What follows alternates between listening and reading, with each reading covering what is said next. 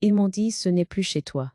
La phrase a glissé sur moi comme une lame froide, précise, sans éclat. Pas un cri, pas une insulte, juste ces 4 mots, prononcés avec la tranquillité de ceux qui se croient dans leurs droits. C'était mon fils, Julien, qui parlait. Il se tenait droit dans l'entrée, les épaules légèrement rentrées, comme s'il récitait une décision qu'il n'avait pas entièrement choisie. Derrière lui, Claire, sa femme, appuyée contre le mur fraîchement repeint, les bras croisés, les lèvres pincées. Elle ne disait rien, elle n'en avait pas besoin, tout était déjà décidé. Je venais de rentrer de la pharmacie. Il pleuvait. Mon manteau était encore humide. Mes chaussures laissaient de petites traces sur le carrelage que j'avais moi même choisi, il y a plus de 30 ans. J'avais posé mon sac sur la table en chêne. La table où j'avais aidé Julien à faire ses devoirs, où son père avait posé ses clés chaque soir, où nous avions fêté tant d'anniversaires. Ce n'est plus chez toi. A-il répété un peu plus fort, comme s'il fallait que je comprenne mieux. J'ai regardé autour de moi.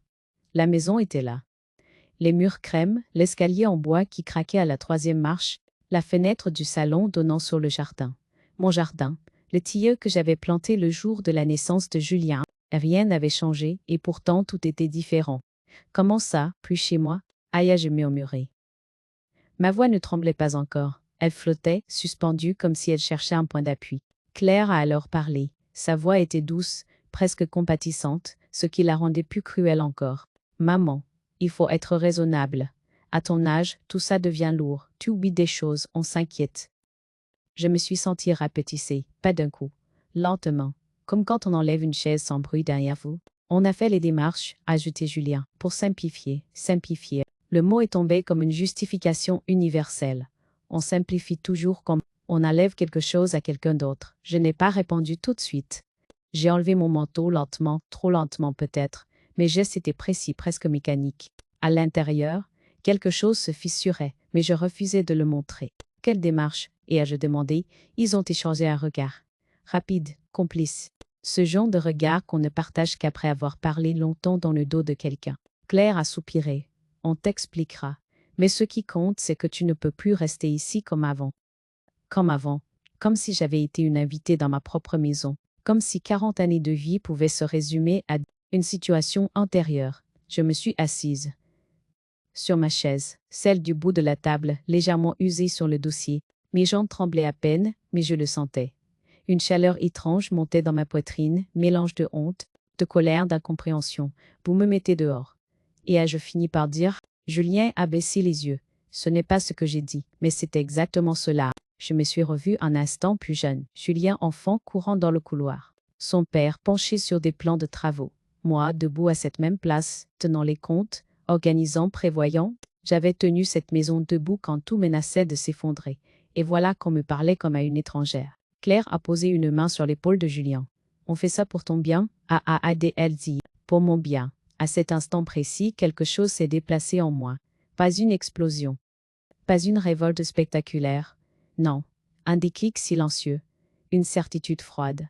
Il pensait que je ne comprenais plus, que j'étais fatiguée, affaiblie, qu'il suffisait de quelques mots bien choisis, de tons rassurants pour me faire accepter l'inacceptable. Il se trompait. Je me suis levée, lentement. Je les ai regardés l'un après l'autre. Mon fils, ma belle fille.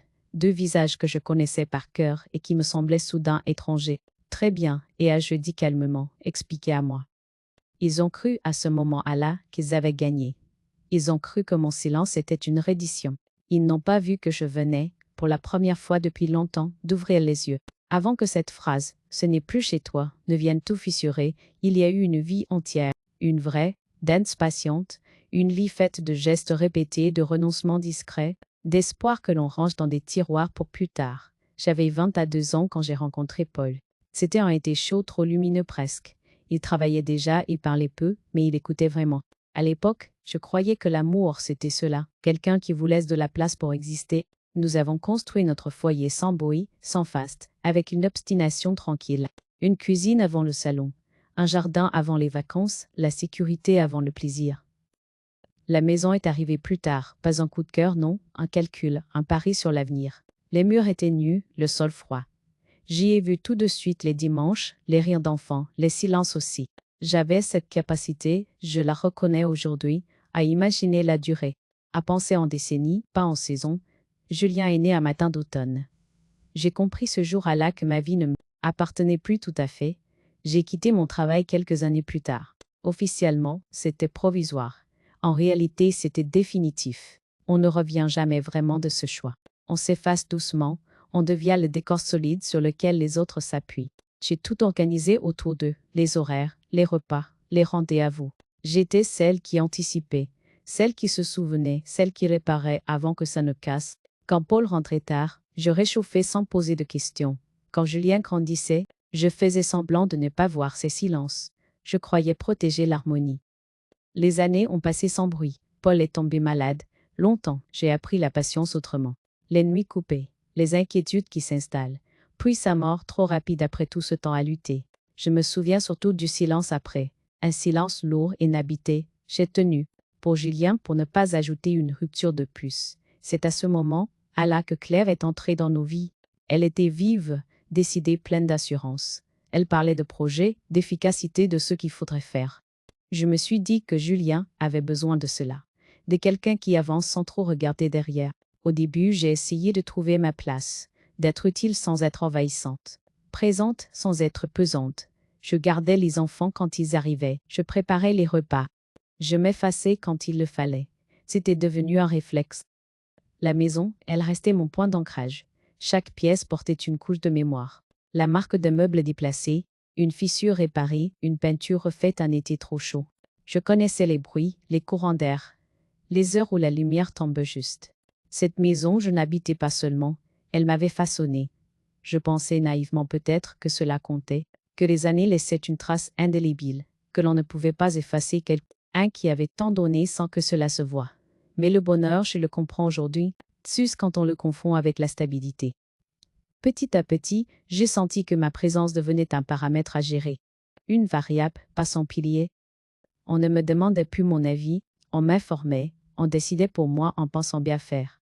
Je n'ai rien dit, pas par faiblesse, par loyauté.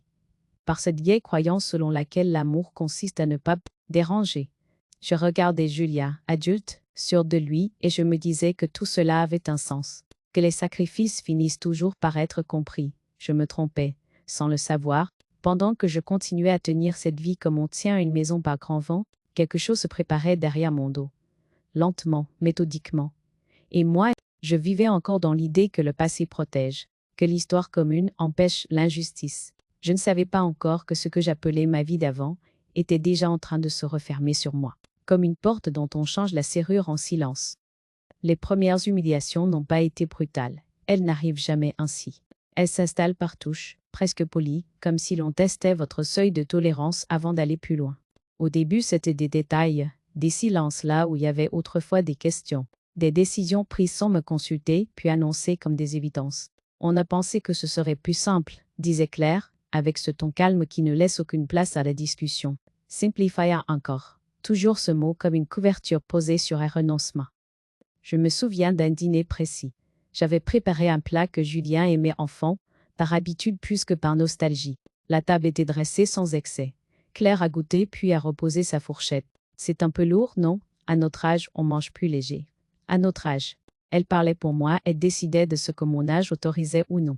Julien n'a rien dit. Il a continué à manger, les yeux baissés. J'ai souri comme on sourit quand on ne veut pas faire de vagues. Ce sourire-là, je l'ai souvent porté. Il est devenu une seconde peau. Peu à peu, on a commencé à me déplacer. Pas physiquement, socialement, on changeait l'heure des rendez-vous sans me prévenir. On m'oubliait sur les messages de groupe. Les conversations se poursuivaient quand j'entrais dans la pièce, mais avec un léger décalage, comme si ma présence imposait une retenue inutile. Tu devrais te reposer, me disait Claire quand je proposais d'aider. On gère. On gère. J'entendais surtout. On n'a plus besoin de toi. Même la maison a commencé à m'échapper par fragments. Un meuble déplacé sans m'en parler. Un placard vidé, pour faire de la place. Mes affaires rangées ailleurs, toujours ailleurs. Je retrouvais mes objets déplacés, parfois abîmés, parfois jetés sans ménagement. Un jour se cherchait un carnet. Un vieux carnet à couverture verte où je notais tout. Attures, dates, souvenirs mêlés. Il avait disparu. Oh, on a dû le jeter, a dit Claire. Il était plein de papiers inutiles. Inutiles. Ma mémoire, mes traces, mes repères. J'ai senti quelque chose se serrer en moi. Pas une colère franche, plutôt une inquiétude sourde, comme si l'on m'effaçait morceau par morceau, avec méthode. Julien, lui, se faisait plus distant. Il me parlait comme on parle à quelqu'un qu'on ne veut pas contrarier. Lentement, trop clairement, il répétait parfois les phrases, comme si je n'avais pas compris la première fois. Maman, tu te souviens, on en a déjà parlé. Non, nous n'en avions jamais parlé. Mais je n'ai pas protesté. J'avais peur, je le reconnais aujourd'hui. Peur de perdre ce qu'il restait. Peur d'être seule.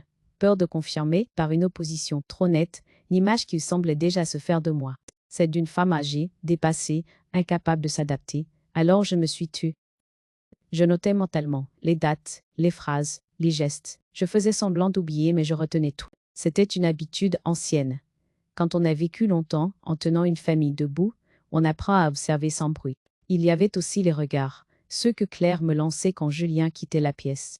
Passe hostiles, évaluateurs, comme si elle mesurait ce qu'il restait à prendre. J'ai commencé à comprendre que je n'étais plus une personne, mais une variable à résoudre. Un après-midi, alors que je rentrais plus tôt que prévu, j'ai surpris une conversation. Des mots hachés, mon prénom, puis le silence. Julien a refermé la porte du bureau trop vite. Tu aurais dû prévenir, a-t-il dit, nerveux. Prévenir chez moi. Cette phrase m'a accompagnée longtemps. Elle a laissé une trace plus profonde que toutes les autres.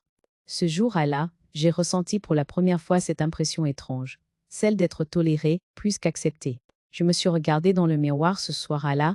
Mon visage était le même, les rides, oui, mais aussi cette dureté nouvelle dans le regard, une lucidité naissante.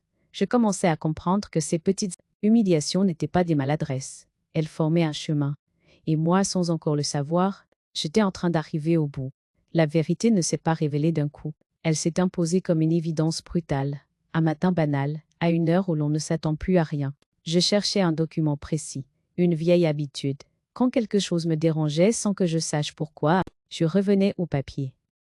Aux traces écrites. Ce jour-là, je voulais simplement retrouver l'acte d'achat de la maison. Rien de plus. Une curiosité mêlée d'un pressentiment. Déchus et classeur n'était plus à sa place.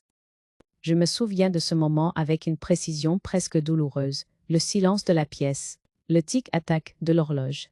La poussière qui flottait dans la lumière de fin de matinée. J'ai ouvert un tiroir, puis un autre. Rien. Le classeur beige épais, marqué à la main, avait disparu. Je suis restée debout longtemps. Trop longtemps. J'avais cette sensation étrange de marcher dans ma propre maison comme dans un lieu étranger. Chaque pas résonnait autrement. Quand j'ai demandé, Claire a levé les yeux de son téléphone. Ah, ces papiers, on les a rangés pour plus de sécurité. Rangés où? Elle a hésité une seconde. Juste assez pour que je comprenne, Julien est intervenu. Maman, ne t'inquiète pas, on gère ça maintenant. C'est plus simple. Encore ce mot. Simple, comme si la complexité venait toujours de moi. J'ai insisté calmement sans hausser la voix. Je voulais voir, juste voir. Ils ont fini par me tendre une chemise cartonnée. Neuve, trop propre. À l'intérieur, des copies. Pas les originaux, des photocopies mal alignées, et puis, au milieu, un document que je n'avais jamais vu. Une procuration, mon nom, mon adresse, ma signature, ou plutôt ce qui y ressemblait. Je n'ai rien dit tout de suite. J'ai pris le papier, je l'ai lu lentement. Une fois, deux fois. Chaque ligne me faisait l'effet d'une marche qu'on descend sans rampe. Ce document autorisait Julien à agir en mon nom pour la gestion du bien immobilier. La maison, ma maison. Quand avez-vous fait ça? Et ai-je demandé. Julien a blêmi. Claire a parlé à sa place. Tu avais dit oui. Tu ne te souviens pas? C'était après l'hospitalisation. Tu étais fatigué. Je me suis revue effectivement, assise à la table un soir. Un papier devant moi. Une conversation rapide, des mots rassurants. C'est juste pour t'aider. C'est provisoire. C'est au cas où. Je n'avais pas compris, ou plutôt, je n'avais pas voulu comprendre. J'avais fait confiance. Comme on fait confiance à son enfant sans imaginer qu'il puisse s'en servir contre vous. Vous avez falsifié ma signature, ai-je dit doucement. Claire a souri, un sourire fin presque triste. Ne dis pas n'importe quoi. C'est à cet instant précis que quelque chose s'est brisé en moi. Pas dans le bruit, dans le calme. Une certitude glacée, et il ne s'agissait plus de maladresse, ni de protection, ni même de mépris ordinaire. Il s'agissait d'une stratégie, d'une prise de contrôle, d'une tentative méthodique de m'écarter, légalement, proprement, sans conflit apparent. Je me suis sentie envahie par une honte étrange, pas celle d'avoir été trahie, celle d'avoir permis que cela arrive, d'avoir cru que l'amour suffisait à protéger. Je me suis levée, mes mains tremblaient, mais ma voix non. Cette maison m'appartient, et à jeudi, et personne ne décidera à ma place. Julien a tenté de protester, Claire a soupiré. Ils parlaient tous les deux en même temps, mélangeant justification et irritation. Je ne les entendais plus vraiment. Dans ma tête, une phrase s'imposait, claire, nette, irrévocable. Je ne serai plus la victime. Ce soir-là, seule dans ma chambre, j'ai pleuré pour la dernière fois de cette manière-là. Pas longtemps, juste assez pour mesurer ce que je perdais et ce que j'allais reprendre. J'ai ressorti un vieux carnet oublié, un autre, plus discret. J'y ai noté la date, le document, les mots exacts qu'ils avaient employés. Chaque détail, ce n'était pas de la rancune. C'était une décision. Ils avaient cru que je ne comprenais plus. Ils venaient, sans le savoir, de me rendre plus lucide que jamais. Les nuits suivantes ont changé de texture. Elles n'étaient plus seulement longues, elles étaient habitées. Je ne dormais pas vraiment, mais je ne veillais pas non plus. Je restais là, dans cet entre-deux, où l'esprit refuse de se taire, où chaque souvenir devient une pièce à conviction. Je regardais le plafond, les ombres projetées par les phares des voitures qui passaient au loin. La maison respirait autour de moi, familière et pourtant déjà menacée. J'écoutais les bruits. Un craquement, un tuyau, le vent dans les arbres, comme on écoute quelqu'un qui pourrait bientôt disparaître. Je revoyais les scènes une à une. Les phrases, les regards, les silences trop appuyés.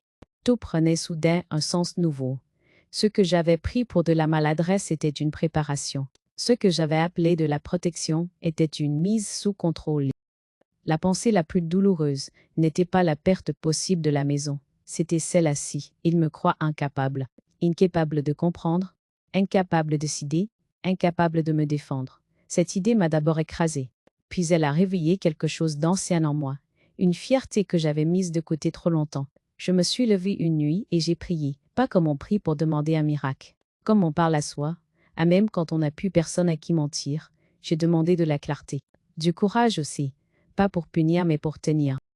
C'est à ce moment-là que j'ai ressorti mon carnet, pas celui qu'ils avaient jeté, un autre plus discret caché derrière des livres. J'y ai écrit sans ordre, sans phrase élégante, des dates, des mots-clés, procuration, maison, signature. J'ai noté ce dont je me souvenais précisément et ce dont je n'étais pas sûr. J'ai appris à distinguer les faits des impressions. Écrire m'a calmé, mettre les choses sur le papier leur donnait une forme, une limite. Tant que tout restait dans ma tête, j'étais envahi. Sur le papier, je reprenais de la place. J'ai commencé à chercher. Discrètement, à lire des articles, à écouter des émissions juridiques tard le soir avec le son, presque coupé. Je découvrais un monde que j'avais toujours laissé aux autres, celui des textes, des droits, des procédures. Ce n'était pas simple, mais ce n'était pas inaccessible non plus. Il suffisait de patience. Et j'en avais. Un matin, j'ai pris rendez-vous avec une assistante sociale sous prétexte d'une question administrative. Je n'ai rien accusé. J'ai posé des questions générales, hypothétiques. Elle m'a répondu sans méfiance. Ces mots ont confirmé ce que je pressentais. Rien n'était perdu, pas encore. Je suis sorti de là avec une sensation étrange, un mélange de fatigue et de force nouvelle. Comme après une longue marche où l'on découvre, trop tard, qu'on a encore de l'énergie. À la maison, j'ai continué à jouer mon rôle. Celui qu'ils attendaient, la femme âgée un peu confuse, reconnaissante qu'on s'occupe d'elle. J'ai même remercié Claire une fois. Elle a eu l'air surprise, rassurée aussi. Elle croyait que la tempête était passée. Mais à l'intérieur, tout se mettait en place. Je comprenais désormais que je n'avais pas besoin de crier, ni de confronter. Chaque mot trop tôt aurait servi contre moi. Le silence, lui, me protégeait. Il me donnait le temps. Et le temps, quand on sait l'utiliser, devient une arme douce mais redoutable. Je pensais souvent à Julien, à l'enfant qu'il avait été, à l'adulte qu'il était devenu. Je me demandais à quel moment il avait cessé de me voir comme une mère pour me voir comme un obstacle. Cette pensée me blessait, mais elle ne m'arrêtait plus. Il ne s'agissait plus de sauver une relation à tout prix. Il s'agissait de me sauver moi. Un soir, en refermant mon carnet, j'ai pris une décision claire, simple, définitive. Je n'allais pas fuir, je n'allais pas mentir, je n'allais pas me justifier. J'allais comprendre, vérifier, préparer, et quand le moment viendrait, je parlerais par les actes. En silence, la décision prise, tout est devenu plus net. Les journées n'étaient pas plus légères, mais elles étaient orientées. Chaque geste retrouvait une finalité. Je ne subissais plus, je préparais. J'ai commencé par le notaire. Je n'ai pas choisi le plus proche, ni le plus connu. J'en ai choisi un recommandé par une ancienne voisine, une femme discrète, qui avait traversé une séparation tardive sans bruit. Son cabinet se trouvait dans une rue calme à l'écart. Rien d'imposant, une plaque sobre. À l'intérieur, une odeur de papier et de cire. J'ai su immédiatement que je pouvais parler ici. Je n'ai pas raconté toute mon histoire, pas encore. J'ai exposé des faits, les dates, les documents, la procuration. Le notaire m'a écouté sans m'interrompre. Quand je lui ai tendu le papier, il l'a examiné longuement. Cette signature n'est pas conforme, a-t-il dit enfin, comme on pose une pierre solide sur un sol mouvant. À cet instant précis, j'ai senti quelque chose se redresser en moi, pas une joie, un rééquilibrage. Il m'a expliqué mes droits, lentement, avec précision. La maison m'appartenait toujours, entièrement. La procuration pouvait être contestée, révoquée. Rien n'était irréversible. Le droit, cette chose que j'avais toujours crue froide et lointaine, devenait un allié silencieux. Je suis sorti de là avec une enveloppe épaisse et une clarté nouvelle. Les jours suivants, j'ai ouvert un compte bancaire à mon nom seul. Une formalité en apparence. En réalité, un acte fondateur, signé seul. Décider seul, recevoir le courrier ailleurs. J'avais l'impression de redevenir quelqu'un. J'ai ensuite fait estimer la maison, discrètement, sans en parler à personne. Le professionnel est venu un matin où Julien travaillait. Il a parcouru les pièces, pris des notes, évalué. Il parlait de chiffres, moi je pensais aux années. Mais j'écoutais. Tout, chaque soir je consignais ce qui avait été fait, ce qui restait à faire. Mon carnet devenait une carte, une ligne de conduite. Rien n'était laissé au hasard. À la maison, je continuais à me taire, à remercier, à hocher la tête. Je demandais parfois conseil, comme pour renforcer l'illusion. Claire aimait cela, elle se sentait confirmée dans son rôle. Julien lui semblait soulagé, il croyait que la situation était stabilisée. Il ne voyait pas que ma docilité était un masque. J'ai rédigé un nouveau testament, pas dans la colère, dans la précision. Chaque phrase pesée, chaque choix assumé. Ce n'était pas une vengeance, c'était une reprise de contrôle. Une manière de dire ma vie, mes décisions. À un moment, j'ai hésité. Je me souviens très bien de cette soirée, le carnet ouvert, le stylo en suspens. Une pensée m'a traversée. Et s'il changeait? Et si tout cela n'était qu'un malentendu? Mais le souvenir de la procuration est revenu, de la signature imitée, de la phrase « ce n'est plus chez toi ». Alors j'ai continué. Je ne préparais pas une chute spectaculaire, je préparais une vérité.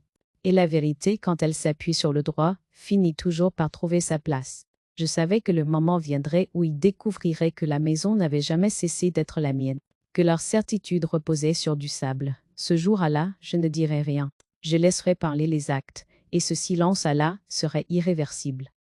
Le moment n'est pas arrivé dans un éclat de voix. Il est venu comme viennent les vérités sûres, sans prévenir, sans fureur, avec une précision presque clinique. Tout était prêt, les signatures déposées, les démarches enclenchées, la procuration officiellement révoquée, la maison mise en vente, légalement, clairement, à mon nom. Je continuais à vivre sous leur toit comme on vit dans un lieu déjà quitté par l'esprit. J'attendais, c'est Claire qui a compris la première. Pas tout de suite, d'abord une inquiétude diffuse.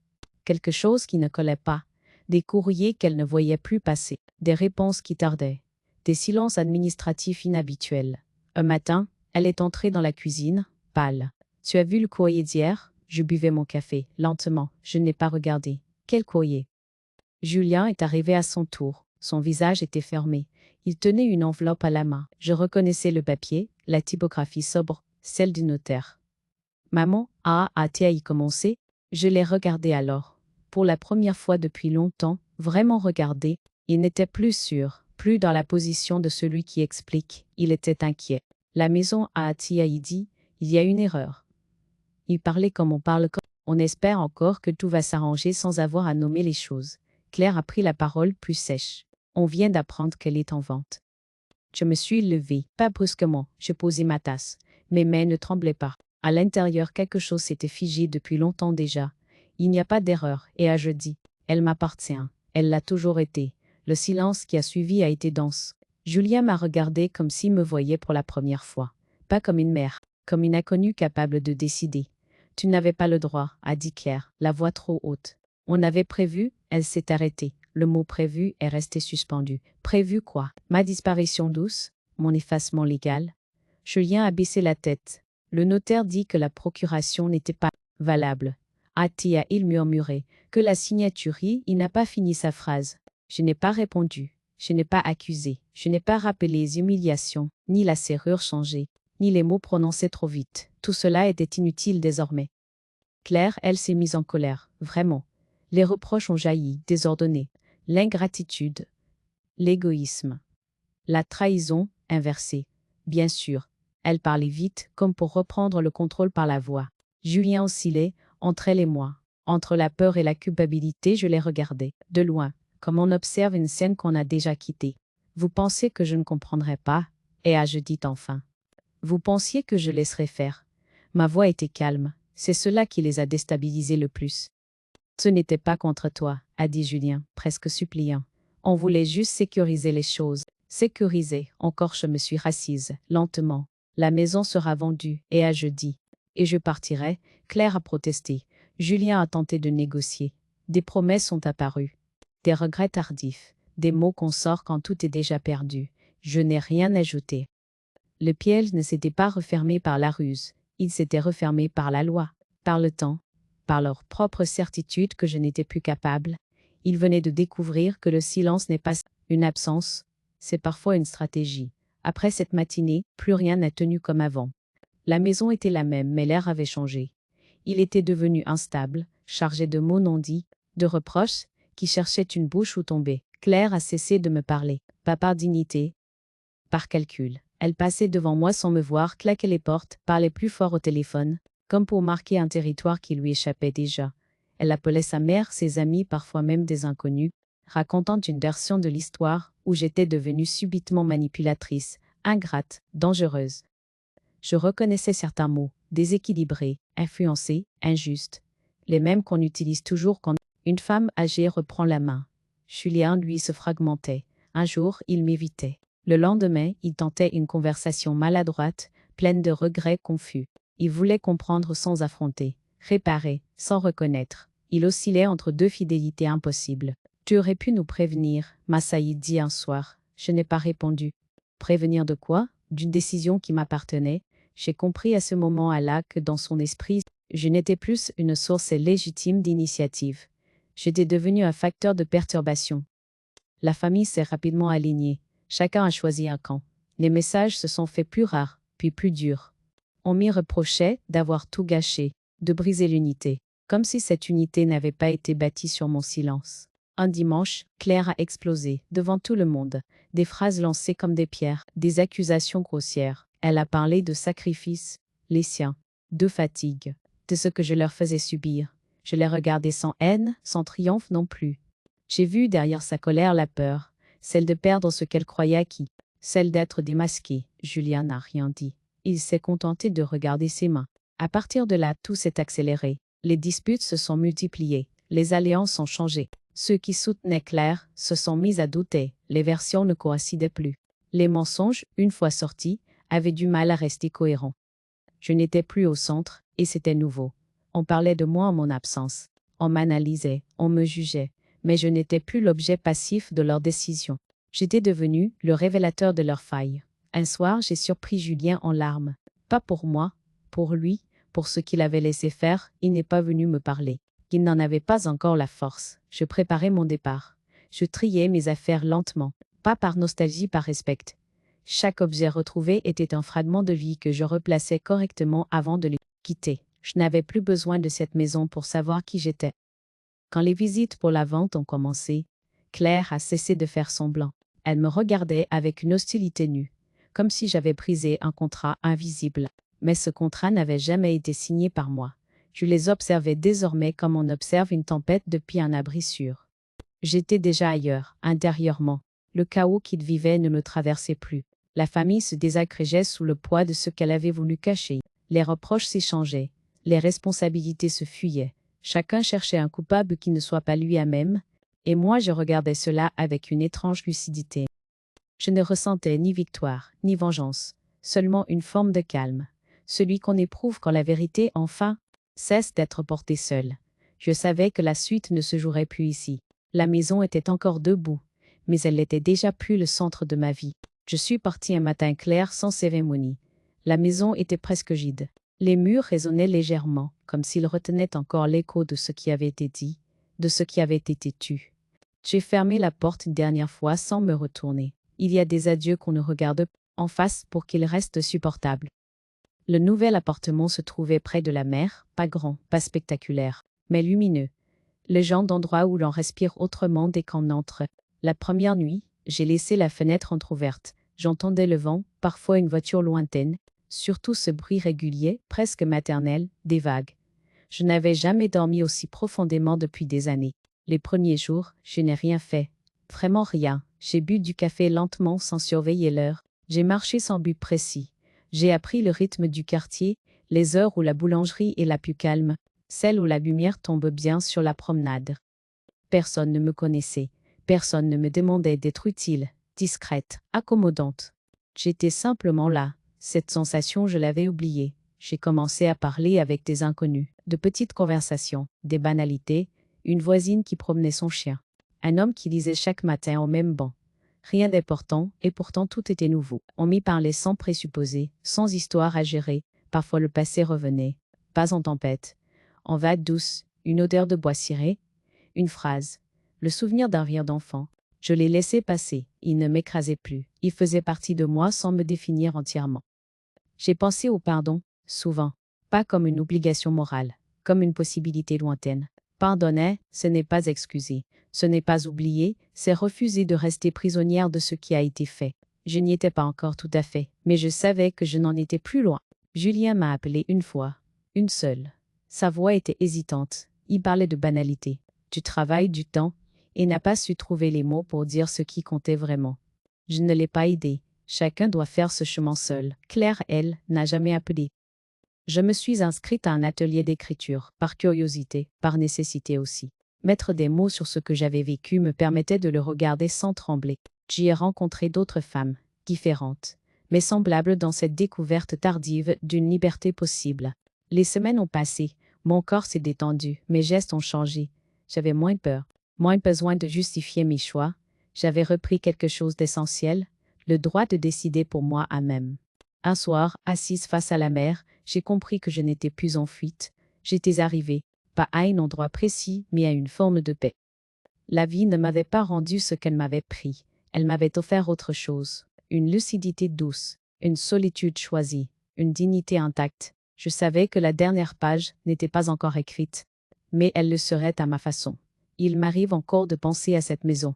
Pas comme un regret, mais comme à une photographie ancienne que l'on regarde sans vouloir y retourner. Je me revois dans la cuisine, tôt le matin, la lumière pâle glissant sur la table en chêne. J'entends les pas dans l'escalier, les portes qui s'ouvrent, les voix qui se croisent. Tout cela existe encore quelque part, mais ce n'est plus à moi de le porter. Je me suis longtemps demandé si j'avais été trop dure, si j'aurais dû expliquer davantage, prévenir, négocier, pardonner plus tôt. Ces questions reviennent surtout le soir quand le monde se tait et que on ne peut plus se distraire de soi-même. Elles s'installent puis repartent, comme des visiteurs polis qui ne s'attardent pas. Avec le temps, j'ai compris que la douceur n'est pas incompatible avec la fermeté, que céder n'est pas aimer, et que se taire parfois n'est pas une fuite, mais une tenue. Je n'ai jamais élevé la voix. Je n'ai jamais claqué de porte. Je n'ai pas cherché à humilier en retour. J'ai simplement cessé d'accepter l'inacceptable. Ce choix à là, je l'ai payé d'une rupture. Mais il m'a rendue entière. Je repense souvent à Julien, à l'enfant qu'il a été, la main dans la mienne, confiant et patient de grandir. À l'homme qu'il est devenu, pris dans des loyautés confuses, persuadé de bien faire en se déchargeant de sa responsabilité. Je ne l'excuse pas. Mais je ne le réduis plus à sa faute. C'est ainsi que je me protège désormais. Quant à Claire, je n'ai plus de colère pour elle. La colère demande de l'énergie, et j'ai choisi de la réserver à la vie. Elle a voulu gagner du terrain. Elle a oublié que certains termes ne se conquièrent pas sans conséquence. C'est une leçon qu'elle apprendra peut-être ou pas, ce n'est plus mon affaire. Dans mon nouvel appartement, j'ai accroché peu de choses au mur, quelques photos, un dessin. Le reste est volontairement sobre. J'aime cet espace clair, presque nu, où chaque objet a sa place, parce que je l'ai choisi. J'aime surtout le silence, pas celui qui écrase, celui qui respire. Il y a des matins où je marche longtemps, face à la mer. Je regarde des gens passer, des familles, des couples, des femmes seules. Je me reconnais parfois dans leurs gestes, leur hésitation, et je me dis que nous sommes nombreux à croire que tenir signifie tout accepter. Ce n'est pas vrai. Tenir, c'est rester fidèle à ce que l'on sait juste, même quand personne n'applaudit, même quand cela coûte, même quand l'amour qu'on espérait en retour ne vient pas. Si je parle aujourd'hui, intérieurement, calmement, ce n'est pas pour régler des comptes. C'est pour déposer une phrase, simple, à celles et ceux qui se taisent trop longtemps, en pensant protéger les autres au détriment d'eux. Amen. Vous n'êtes pas égoïste de poser des limites. Vous n'êtes pas faible de demander des preuves, des explications, du respect. Et vous n'êtes pas coupable de reprendre ce qui vous appartient, même tardivement. Il n'est jamais trop tard pour se choisir. Je n'ai rien gagné d'extraordinaire. Pas de triomphe, pas de reconnaissance publique. J'ai gagné quelque chose de plus rare, la paix d'être aligné, la certitude tranquille d'avoir agi sans me trahir. Et quand je repense à ce jour dans le couloir, à cette phrase lancée comme un verdict, ce n'est plus chez toi, je comprends enfin ce qu'elle a déclenché. Elle m'a rendu à moi-même. Le silence peut aussi être une forme de justice.